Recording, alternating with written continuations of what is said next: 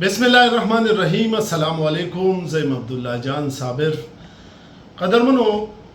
نن سبا افغانستان یو ډیره مهمه موضوع جوړه شوې ده په نړیوال کچ باندې، او د هغې مین وجه چې کومه ده هغه د افغان طالبانو رویه یا د هغې د حکمرانۍ هغه طریقه کار دی. ډېر سوالونه د افغان طالبانو په حکومت باندې بیا په نړیوال کچ پورته شو،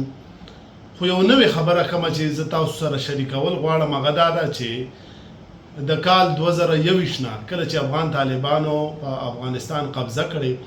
د هغې نه وروستو په لومړي ځل د افغان فوج پخوانی چې کوم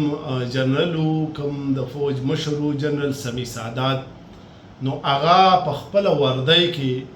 مخې ته راغلی دی او هغه په انګریزۍ ژبه کې یو تقریر کړی دی، او کله چې هغه دا تقریر کوو نو هغه شاته د افغانستان د 3 رنګونو چې کوم بیرغ دی هغه لګېدلی و په باقاعده توګه. په دغه تقریر یا دغه پیغام یا دغه خطاب کې هغه دا خبره کړې ده چې متحده محاذ افغانستان په نوم منګه یو پلیټ فارم جوړ کړی دی او د دې نه به منګه د افغان طالبانو پر ضد جنګیږو. هغه دا دعوه کړې ده چې افغان ولس که هغه په افغانستان کې دننه دی او که د نړۍ په نورو هیوادونو کې دي هغه ما سره څنګ په څنګ ولاړ دي، او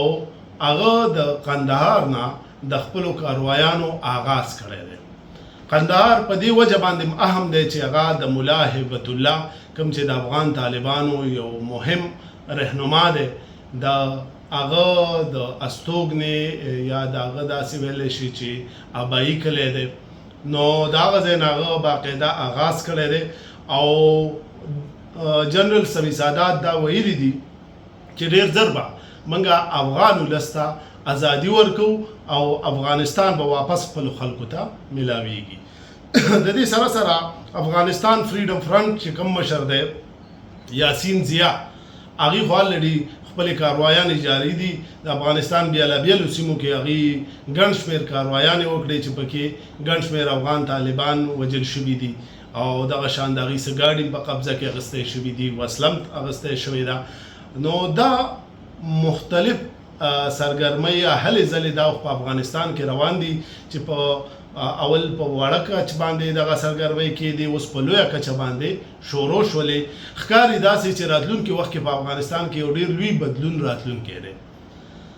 اوس دا دومره سرګرمۍ ولې شروع شوې؟ افغان طالبانو له په لومړي ځل یو داسې موقع لاسته راغلې وه چې هغې ټول افغانستان خپلولی هم شو، د افغانستان د ولس زړونه هم خپلولی شو، او هلته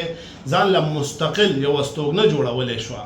خو له بده مرغه هغې چې راله نو هغې داسې پالیسۍ جوړې کړې چې هغه د افغان ولس خلاف وي، د هغه ځای د زنانو خلاف وي، د هغه ځای د تعلیم خلاف وي. ولس پکې بې روزګاره شو، ځایي خلک په ژوند باندې تنګ شو. نو چې کله عام خلک تنګ شي نو بیا هغې کوشش کوي چې داسې قوتونو له ځای ورکړي چې هغه د افغان طالبانو خلاف وي، او هغې قوتونو ته ځای ملاو شو، او هغې ته اخلاقي سپورټ هم ملاو دی، د افغان ولس مالی سپورټ هم ورته ملاو دی، او په شا ولاړ هم دي د دغه افغانستان فریډم فرنټ که دی او که دغه شان متحده محاذ افغانستان دی کوم چې جنرال سمی سادات په مشرۍ کې جوړ دی. نو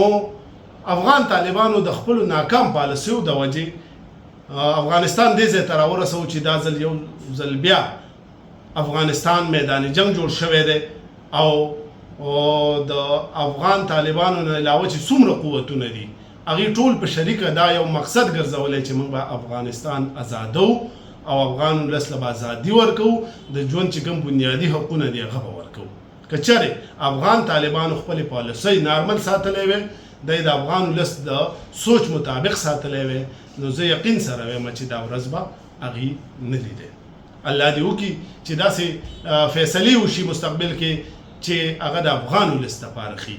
که د افغان طالبانو په شکل کې او که د جنرال سمی سادات په شکل کې او که د یاسین ضیا په شکل کې، خو چې د افغان ولس د خیر او د خوشحالۍ دپاره چېرته چې حاد اوسئ. د الله په امان.